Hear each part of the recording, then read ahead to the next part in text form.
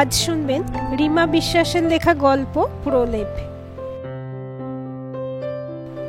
রাতের শুনশান সড়ক, মোটর বাইক ছুটছে গড়গড়িয়ে, মৃদুমন্দ হাওয়ায় উঠছে অলোক। পথবাতির হলদে আলোয় আলোকিত আশপাশ। আলতো হাতের স্পর্শ বরুণের রিজু কাঁধে, সাদার উপর পিচ রঙের স্ট্রাইপের শার্ট। সামনে ঝুঁকে হেলমেটের কাছে মুখটা নামে। পেহেলে কভি ऐसा না হুয়া হুম সুর করে গাইছে। একটা ফোর হুইলারকে পাশ দিয়ে যেতেও দেখছে। গাড়ির কাঁচ নামিয়ে সিটি মারছে ওরা। সারা শরীর ভয়ে শিউরে উঠছে। বাইকের স্পিড বাড়ালো বরুণ। গাড়িটা Toyota Cruiser Hyryder. Speed বাড়িয়েছে সেও। ওরা গাড়ি থেকে মদের বোতল ছুঁড়ে মারছে রাস্তায়। বোতল ভেঙে ছড়িয়ে যাচ্ছে কাঁচ। ওদের উল্লাস উন্মাদনা বাড়ছে। কি হবে বরুণ? গলা কাঁপে। বরুণ মোটর বাইক বাঁ পাশে মুড়ে একটা ঢালাইয়ের রাস্তার গলিতে ঢোকালো। উত্তেজনায় খাঁড়া হয়ে রয়েছে শরীরের প্রতিটি রোম। আড়ষ্ট পায়ের পেশি। ঘাম হচ্ছে। গাড়িতে কজন আছে জানা নেই, কিন্তু ওরা উন্মাদ, ওরা বিকৃত, ওরা নিকৃষ্ট, ওরা ক্ষতিকর, তা বোঝা যাচ্ছে। বেশ কিছুটা পথ সোজা যাওয়ার পর আর একটা পিচের রাস্তা পাওয়া গেল, যা সোজা মেন রাস্তায় উঠেছে। বরুণ সে রাস্তা ধরে সবে মেন রাস্তায় উঠেছে, আর তখনই রাস্তা আটকে দাঁড়ালো ক্রুইজার হাই রাইডারটা। গাড়ির হেডলাইট জ্বলছে। আলোর ফোকাসে স্পষ্ট হচ্ছে অবয়বগুলো। কতগুলো পা এগিয়ে আসছে। বরুণের শার্টটা আরও শক্ত করে আঁকড়ে ধরেছে। ওদের মধ্যে একজন এসে বরুণকে সোজা ঘুষি মারল। বরুণ প্রতিহত করার আগেই দুজনে মিলে দুহাত ধরেছে ওর। ওকে টেনে নিয়ে যাচ্ছে। আর একজন একটানে বাইক থেকে নামালো ওকে। ও জোর করে হাত ছাড়াতে গেলে ধস্তাধস্তিতে পড়ে গেল ও। ওরা ওকে ছেঁচড়ে নিয়ে চলল। কনুইতে চোট খেয়েছে, ছুলে গেছে হাঁটু, তবু টেনে চলেছে ওরা। ও চিৎকার করতে চাইছে, পারছে না, আওয়াজ বেরোচ্ছে না গলা দিয়ে। ডান হাত ধরে টেনে চলেছে একজন। ও বাঁ হাতটা বাড়িয়ে দিয়েছে বরুণের দিকে। বরুণকে মারছে তিনজন মিলে। ও একা পেরে উঠছে না। মাটিতে ফেলে লাথি মারছে ওরা তিনজন মিলে। প্রতিরোধহীন বস্তুর মতন শুধু এদিক ওদিক হচ্ছে বরুণ। চোখ ঝাপসা হয়ে আসছে ওর। গলা দিয়ে আওয়াজ বের করার চেষ্টা করছে আপ্রাণ, পারছে না। কি যে কষ্ট হচ্ছে। অনেক চেষ্টায় আওয়াজ বেরিয়ে আসে, আর তখনই একটা ঝাঁকুনি খায় শরীর। মুখের উপর ঝুঁকে মা। কি হয়েছে? আবার স্বপ্ন দেখেছিস? জল খাবি দেবদত্তা? ধীরে ধীরে বিছানায় উঠে বসে দেবদত্তা। মায়ের এগিয়ে দেওয়া জলের বোতল থেকে কিছুটা জল খায়। ভেজা কপালে হাত বোলায়। স্বপ্ন না বাস্তব? শরীর ক্লান্ত হয়ে আসে। ধীরে মাথা রাখে বালিশে। ডক্টর জোশীর অ্যাডভাইস মতন সুচন্দারা সিডেটিভ দিয়ে দেয়। বিগত 9 মাস ধরে চলছে এরকম। রোজ রাতে নয়, তবে সপ্তাহে অন্তত একবার অ্যাটাক আসেই এরকম। 9 মাসের আগের রাতের ঘটনার ট্রমা থেকে বেরিয়ে আসতে পারছে না দেবদত্তা। চিন্তিত সুচন্দ্রা দীর্ঘশ্বাস ফেলে তাকায় দরজায় দাঁড়িয়ে থাকা অনিরুদ্ধর দিকে। এখন ওদেরকেই তো মেয়ের জন্য দৃঢ় থাকতে হবে।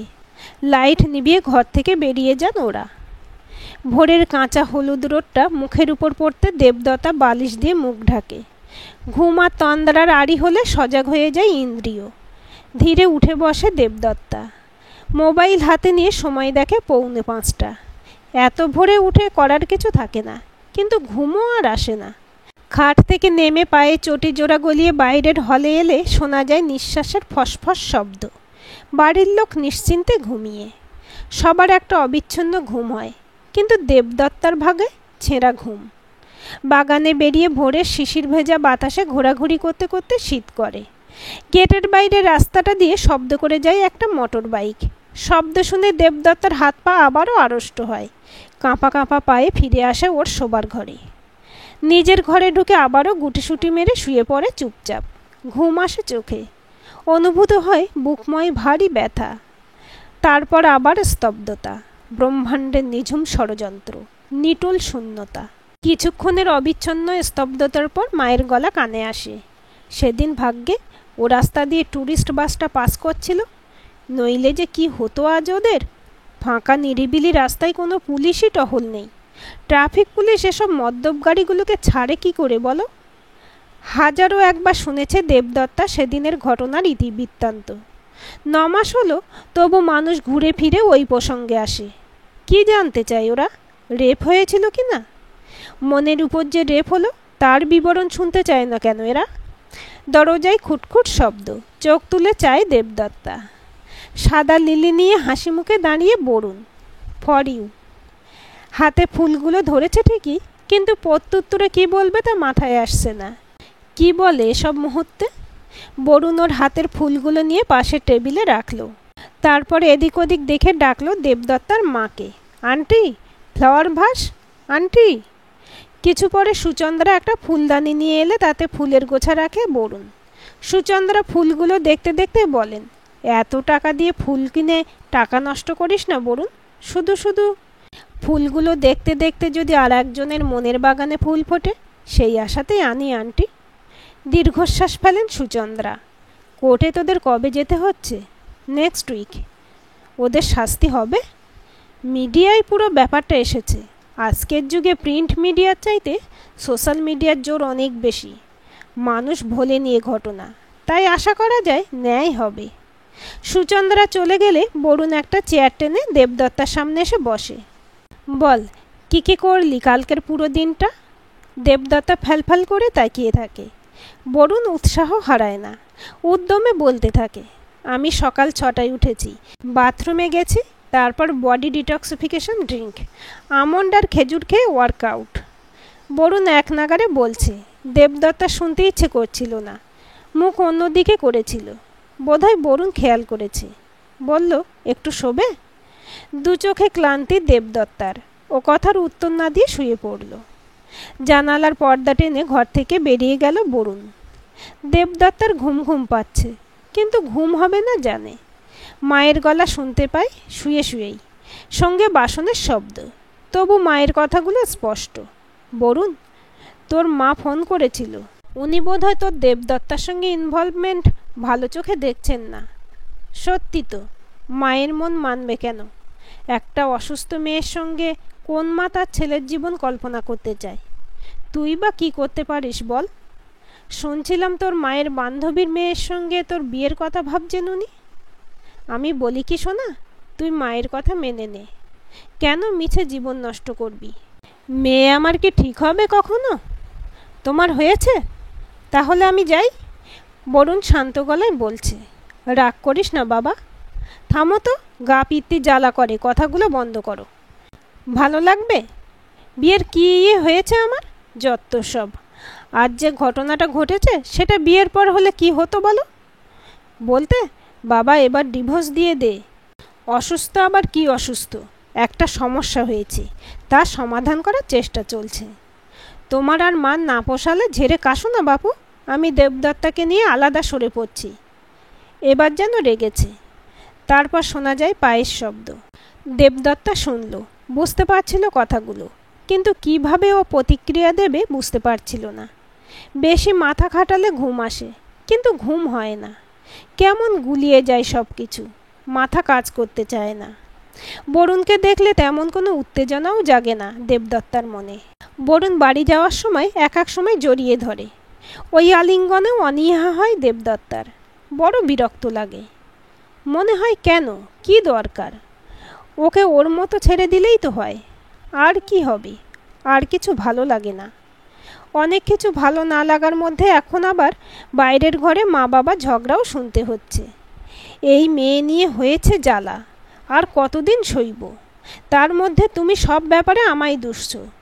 বরুণের মা ওর এখানে আসা পছন্দ করে না, সে কথা বরুণকে বলেছি, কিন্তু লাভ হয়নি। সুচন্দ্রা ভেঙে ভেঙে বলছেন। অনিরুদ্ধ বলছেন, মেয়ে যখন আমাদের, দায়টাও আমাদের। আমি অন্যের ছেলের কাঁধে চাপাবই বা কেন? তুমি বরুণকে আসতে বারণ করে দিও। আর এসেও তো কোনো লাভ হচ্ছে না। হচ্ছে কি? শুধু শুধু লোকের কথা শোনা। তোমার ইগোর জন্য তো মেয়েটা জলাঞ্জলি দিতে পারি না। ইগো? কিসের ইগো? একজন ভদ্রমহিলা রাস্তায় নানাভাবে নানা কথা শোনাবে, আর সেগুলো হজম করতে হবে। কাল মাছের বাজারে বেঁকিয়ে বেঁকিয়ে বলছিলেন, পরের ছেলেকে ভুলিয়ে রাখার কালচারটা এক একজন ভালো রপ্ত করে। ইচ্ছে করছিল ওখানে ঠাটিয়ে একটা চর মারি। তাই মারতে। তুমিই নয় এবার বরুণ এলে ওর ঘাত ধাক্কা দিয়ে বের করে দিও। আবারও দম বন্ধ হয়ে আসে দেবদত্তার। ব্যথা বাড়ে বুকে, কষ্ট হয়, আওয়াজ বের হয় না, কিন্তু কথা বলার আপ্রাণ চেষ্টা করে। একটা সময় শরীরের সমস্ত প্রতিরোধ সরিয়ে চেঁচিয়ে ওঠে, আ! ছুটে আসে অনিরুদ্ধ আর সুচন্দ্রা। মেয়ের ঘরমাক্ত কপালে হাত বুলিয়ে চুলগুলো কানের পাশে গুঁজে দেন অনিরুদ্ধ। কি হয়েছে মামনি, জল খাবে? এ সপ্তাহে 2 বার হলো। এ তো দিন দিন ডিটোরেট করছে। সুচন্দ্রা উদ্বিগ্ন। এত অশান্তি করলে করবেই, অভিযোগ করেন অনিরুদ্ধ। আমি অশান্তি করছি? আমি? ফুঁসে ওঠে সুচন্দ্রা। অনিরুদ্ধ মেয়েকে সামলায়, যদিও সামলে উঠতে পারেন না পুরোপুরি। দেবদত্তা খাওয়া ছাড়ল এরপর। অনেক চেষ্টা করেও খাওয়াতে পারেননি সুচন্দ্রা আর অনিরুদ্ধ। বরুণ বলে গিয়েছিল কিছুদিন থাকছে না, অফিসের কাজে পুনে যেতে হবে। বাড়ির লোক বুঝতে পারছিল না ও কেন এমন করছে। বরুণকে দেখতে পাচ্ছে না বলে? কিন্তু ওকে দেখেও তো তেমন কোনো পরিবর্তন হয় না। 2.5 দিনের মাথায় যখন দেবদত্তা না খেয়েই রইল আর হাসপাতালে ভর্তি করার পরিস্থিতিতে এসে দাঁড়ালো, তখন অগত্যা বরুণকে ফোন করলেন অনিরুদ্ধ নিজেই। বরুণ মেয়ের থেকে দূরে থাক তা চাইছিল ওরা দুজনেই। কিন্তু যদি মেয়েই না থাকে তবে আত্মসম্মান কি একেবারে মূল্যহীন হয়ে দাঁড়ায় না? বরুণ একদিন পরেই ফিরে আসে। ভোরবেলা সঙ্গে ডাক্তার আর নার্স নিয়ে বাড়ি ঢোকে।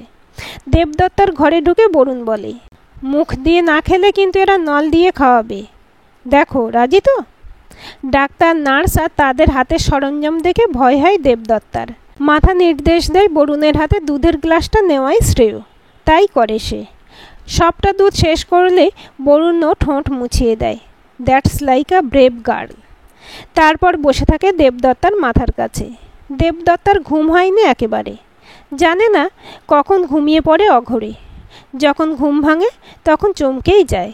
সামনে দাঁড়িয়ে তুঁতে রঙের সিল্কের শাড়ি পরা গোলাপি গায়ের রঙে এক যুবতী। চুলগুলো স্ট্রেট, লম্বা ছাড়া। ধরফরিয়ে উঠে বসলে মেয়েটি হাসে। বরুণ বলে, Nilima, meet Debdatta. She is a very fine classic dancer. Oh wow, তবে তো একদিন ডান্স দেখতে হয়। নীলিমা নামের মেয়েটি হাত বাড়ায়। বরুণ পাশ থেকে ওর পরিচয় দেয়। মায়ের স্কুলের বান্ধবী ভূপালী আন্টির মেয়ে নীলিমা। পুনেতে জব করে। আমার সঙ্গে পুনেতেই দেখা হয়েছে। দেন আমরা কলকাতায় একসঙ্গে ব্যাক করেছি। তোমার কথা শুনেও তোমায় দেখতে চাইল। ফ্যাকাশে চোখে দেবদত্তা তাকালো বরুণের দিকে, কিন্তু কি বলতে হয় বা বলবে ঠিক করে উঠতে পারল না। নীলিমা মেয়েটি ওর চুল কাঁধের একপাশে ফেলে হাসি হাসি মুখে দেবদত্তার কাঁধে হাত রাখলে দেবদত্তা ওর হাতটার দিকে তাকালো। নীল রঙের ঝিরিঝিরি কাঁচের চুড়িগুলো চোখ টানছে। দেবদত্তা, চলো আজ আমরা 3 জন বেরোই। নীলিমা একটা উত্তেজনা ভরা পরিকল্পনা শোনানোর ভঙ্গিতে বলল। দেবদত্তার আবার ঘুম আসছে। নীলিমাকে ভালো লাগছে না। বেশি লোকজন ভালো লাগে না দেবদত্তা। দেবদত্তা বরুণের দিকে তাকায়। বরুণও উৎসাহিত। চলো, তৈরি হয়ে নাও। নীলিমা হেল্প করুক নয়? না না, কোথাও যেতে পারবে না দেবদত্তা। অত শক্তি নেই, বড় ক্লান্তি শরীরে। তার চাইতে ওরা যাক, ওকে ফেলেই নয় যাক। মাথা নেড়ে অনিচ্ছা প্রকাশ করে দেবদত্তা শোয়ার চেষ্টা করলে নীলিমা ওর 2 কাঁধ ধরে ওকে শুতে বাধা দেয়। না, শুলে চলবে কেন? তারপর ওর কানের কাছে ফিসফিস করে বলে, তুমি যদি এরকম করো তবে কিন্তু আমি বরুণকে নিয়ে নেব। কথাটায় 2 চোখ সরু করে তাকালো দেবদত্তা, যেন বোধগম্য হলো না। নীলিমা এবার হাতের ইশারায় স্পষ্ট করে বোঝালো। 2 চোখ বিকারহীন তাকিয়ে একটা দীর্ঘশ্বাস ফেলে বরুণ বলে, আমার নিজেকে এক সময় এতটা দোষী মনে হয়। সেদিন আমি কিছুই করতে পারছিলাম না। হঠাৎ ট্যুরিস্ট বাসটা না এলে, বাসের প্যাসেঞ্জার মোবাইল রেকর্ডিং না করলে কি হতো? সে সময় আমাদের হসপিটালে না নিয়ে গেলে অবস্থা কি হতো? যা হয়নি তা নিয়ে ভেবে প্যানিক হওয়ার কি অর্থ বলুন? তোমার সামনে একটা সুন্দর ভবিষ্যৎ আছে, তুমি আগামীর কথা ভাবো। বরুণ আর এক দফা দীর্ঘশ্বাস ফেলে। কিছুক্ষণ ওরা চুপচাপ দাঁড়িয়ে থেকে বেরিয়ে যায় দেবদত্তার ঘর থেকে। দেবদত্তা অনেক দিন পর একটা অন্যরকম অনুভূতি অনুভব করলো। বুকের কোণে একটা টনটনে ব্যথা, বড় কষ্ট হচ্ছে। হ্যাঁ, অনেক দিন ধরে শুনছে বরুণের একটা সুন্দর ভবিষ্যৎ আছে, যে ভবিষ্যতে দেবদত্তা সুন্দর কেউ নয়, কারণ দেবদত্তা সেদিন মরে গিয়েছিল। এখন পড়ে আছে ওর প্রেতাত্মা। প্রেতাত্মা দিয়ে ঘর বাঁধা যায় না। তাই দেবদত্তা সুন্দর ভবিষ্যৎ না পাক, বরুণ তো পাবে। উষ্ণ জল দুগাল বেয়ে গড়িয়ে পড়ে, নিঃশ্বাস ভারী হয়ে আসে, ঠোঁট কাঁপে। একটা কথা মন যেন গুছিয়ে আউড়ে যায়, পাক, বরুণ পাক। তারপর আসে দুটো পাশাপাশি নাম, নীলিমা বরুণ, বরুণ নীলিমা। হঠাৎ পিঠে একটা স্পর্শ পেয়ে চমকে ওঠে দেবদত্তা। বাবা পিঠে হাত রেখে একবার যেন আর্তনাদ করে উঠলেন। তুই কাঁদছিস? সুচন্দ্রা ছুটে এসেছেন মেয়ের ঘরে। একই রকম তিনিও উদ্বিগ্ন। কি হলো? তারপর দুজনে মরুভূমিতে বৃষ্টি আগমনের উৎসবে যেন মাতলেন। বহুদিন পর একটা অনুভূতির প্রকাশ পাওয়া গেছে। হাসি কান্না রাগ কোনো কিছুই যে স্পর্শ করছিল না অহল্যার অভিশাপের মতন। কিন্তু আজ বাড়িতে কার পদার্পণ হলো যে মেয়ে পাথর থেকে প্রাণ পেল? অনিরুদ্ধ বললেন, ও মেয়েটির কদম বড় শুভ সুচন্দ্রা, ওকে আবার আসতে বলো। তুমি বরুণকে আজই বলো। কিন্তু এ প্রস্তাব দেবদত্তার কাছে মোটে গ্রহণযোগ্য নয়। ও মোটেই চায় না বরুণ নীলিমাকে নিয়ে আসুক। বারণ করতে চায়, কিন্তু শব্দ বাক্যহারা সব এলোমেলো হয়ে যায়। কান্না আসে দেবদত্তার, আবারও চেঁচিয়ে ওঠে সে, আ। বিচলিত হন সুচন্দ্রা। ও গো, কি হলো গো? একটু আগে ঠিক ছিল তো সব। দেবদত্তা উত্তেজিত হয়ে পড়ে, হাত পা ছুঁড়ে চেঁচায়, ঘামতে থাকে শরীর। ওহ, ইম্পসিবল হয়ে পড়ছে। ইঞ্জেকশন দিতে লাগবে। বরুণকে কল করো।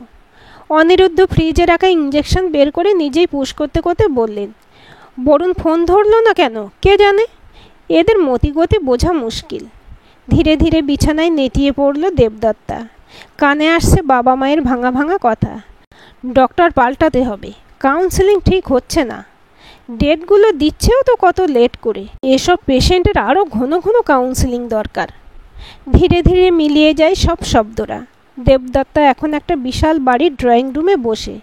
জানালা দিয়ে দেখা যায় ঘন সবুজ গাছেদের রাজত্ব, পাম পাইনের শাড়ি। ড্রয়িং রুমে টেবিলের উপর সাজানো ফল, kiwi, dragon fruits, apple berries. Debdutta উঠে যায় গ্লাস উইন্ডোর কাছে।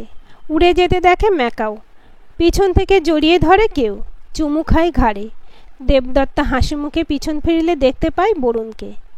আর দেখতে পায় দেওয়াল জোড়া একটা ফটো ফ্রেম, যেখানে বিয়ের পোশাকে বরুণ আর নীলিমা। ধরফড়িয়ে উঠে বসে দেবদত্তা, উঠে বসে বিছানায়। এক অদ্ভুত ভাবাবেগে বসে থাকে ঝিম মেরে। মুখের সামনে একটা কফি কাপ এগিয়ে আসে। চোখ তুলে দেখে বরুণ। ফোন সাইলেন্টে ছিল। আর আমি নীলিমার সঙ্গে গিয়েছিলাম একটা মিউজিক কনসার্টে। এক্সট্রিমলি সরি দেবদত্তা, কাল আসতে না পারার জন্য। দেবদত্তা কফি কাপটা ধীর হস্তে সবে ধরেছে কি গলা খাঁখারির শব্দে চমকায়। অনিরুদ্ধ ঢুকলেন ঘরে। তুমি ঠিক সময় ঠিক স্টেপ নিতে পারো না Barun. I am sorry to say, but this is your disability. Aniruddha ঘরের কোণে রাখা চেয়ারটা টেনে বসলেন। সেদিন অত রাত করে না ফিরে যদি সন্ধ্যের ভিতর ফিরতে এই অঘটন ঘটত না। এখন তুমি নীলিমাকে শ্রীতমা কারোর সঙ্গে সেটেল হয়ে যাবে ঠিকই, কিন্তু আমার মেয়েটাকে তো ভুগতে হবে। কেন কেন এ কথা বলছেন আপনি আঙ্কেল? আমি থাকবো দেবদত্তার পাশে। তোমার বাবা মা যে সর্বক্ষণ অ্যালার্ট হয়ে রয়েছেন যাতে তুমি এখানে না আসো। সেখানে তুমি কি করে বলছো যে তুমি ওর পাশে থাকবে? কি আশ্চর্য আঙ্কেল, আমি পাশে থাকবো বলেছি, বাবা মা নয়। তাদের বাদ দিয়ে তো আর তুমি নও। তো আপনি কি চান? আমি কি রেগুলার এখানে আসি না? ওর প্রতি কাউন্সেলিং সেশনে থাকি না? কিন্তু বাকি লড়াইটা ওকেই করতে হবে। ভুলতে হবে সেদিনটা। যারা দোষ করলো তারা তো ডিপ্রেশনে যাচ্ছে না, কিন্তু নির্দোষ হয়ে ডিপ্রেশনে কতদিন থাকবে? কেন? হোয়াই? এটা যুদ্ধক্ষেত্র। কুরুক্ষেত্রে অর্জুন অস্ত্র ফেলে ডিপ্রেশনে গেলে কি সত্যের জয় হতো? অনিরুদ্ধ বসে রইলেন চুপ করে। দীর্ঘশ্বাস ফেলে তাকিয়ে থাকে বরুণ। দেবদত্তা হাতের কফি মাগ পাশের টেবিলে রেখে আবার শুয়ে পড়ে। ওর শরীর ক্লান্ত, মাথা বেশি ভাবনা চিন্তা করতে চায় না। নীলিমা বলেছিল বরুণ ওর হয়ে যাবে, তাই হোক। দেবদত্তা এ মুহূর্তে কিছুই চায় না। অহল্যার মতন যদি পাষাণ হওয়া যেত সেটাই হতো ওর কাছে সবচাইতে আরামদায়ক ব্যবস্থা। অহল্যাও কি অন্যায় মেনে নিতে না পেরে শোকে পাথর হয়ে গিয়েছিল? ডিপ্রেশনের মেটাফরিক ব্যাখ্যা। সারাটা দিন দেবদত্তার ঘুমে কাটল। বিকেলে নীলিমা এলো দেখা করতে। ওর মধ্যে জীবনী শক্তি প্রচুর। ও ঘরে এলে একটা উষ্ণতা ছড়িয়ে যায় আশপাশে, যে উষ্ণতায় বেশিক্ষণ উদাসীনতাও জমাট থাকতে পারে না। প্রায় 1 মাস হলো নীলিমা মাঝে মধ্যেই যাতায়াত করছে এ বাড়িতে। দেবদত্তা না শুনতে চাইলেও ওকে জোর করে নিজের কথা বলে নীলিমা।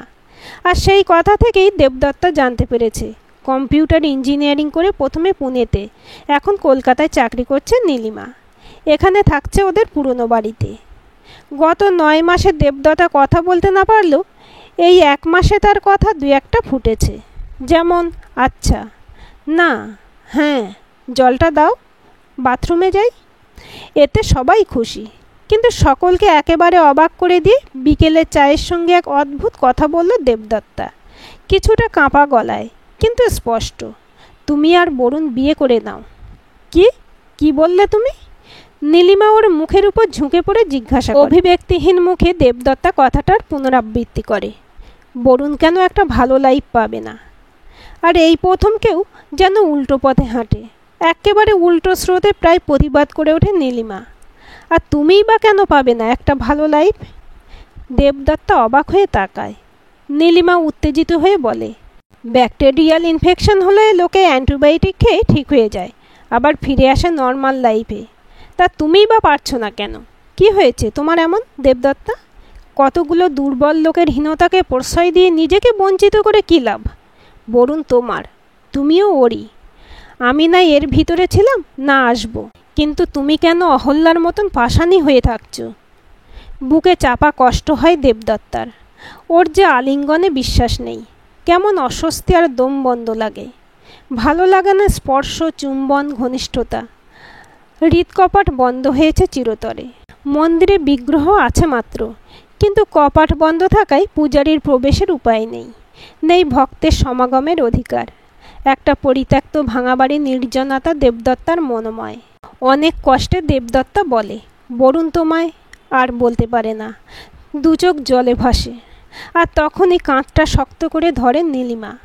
তুমি আজও একইভাবে ভালোবাসো ওকে, আর ভালোবাসার যে কোনো ক্ষত ভরাট করতে পারে।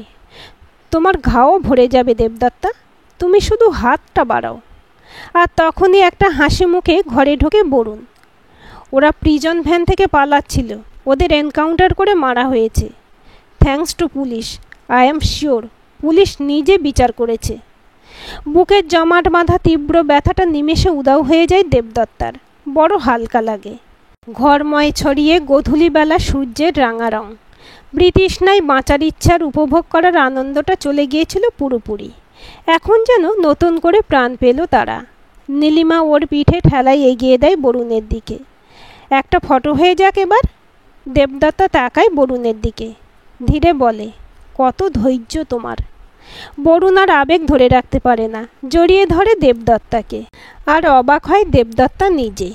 আজকের আলিঙ্গনে নেই কোনো অস্বস্তি, অনীহা, অরুচি, বরং বরুণের উষ্ণতায় গলে চলেছে পুঞ্জীভূত বেদনা।